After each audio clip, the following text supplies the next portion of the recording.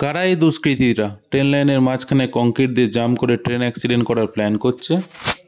না, ভয় পাবেন না, আসুন জেনে নিই এর পিছনের আসল কারণ।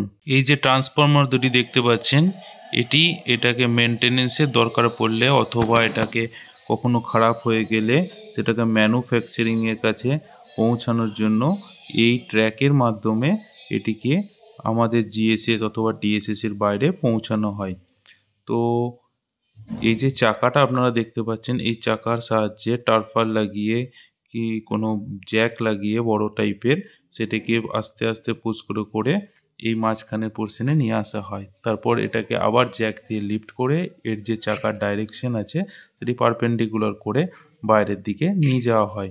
এরপর আপনাদের মনে হঠাৎই প্রশ্ন আসতে পারে যে এটা কি ডাইরেক্টই কেন হাইড্রা দিয়ে লিফট করে বাইরে নিয়ে যাওয়া হয় না? আসল কারণ হলো যে ফটোটার ওপরে আপনারা দুটো চারটে তার দেখতে পাচ্ছেন, এই তারের মধ্যে দিয়ে কারেন্ট চলতে থাকে। দুটো ট্রান্সফরমার কখনোই একসঙ্গে খারাপ হতে পারে না, তাই কারেন্টের সাপ্লাই থাকেই। তো হাইড্রা আমরা যদি ভেতরে লাগাই, সেই হাইড্রার মধ্যে কারেন্ট এসে দুর্ঘটনা ঘটতে পারে। আর তাছাড়াও এই যে তারের হাইট আছে সেটা এই ট্রান্সফরমারটাকে হাইট করে লিফট করে বাইরে আনতে গেলে সেই তারটি তাকে বাধা দেবে।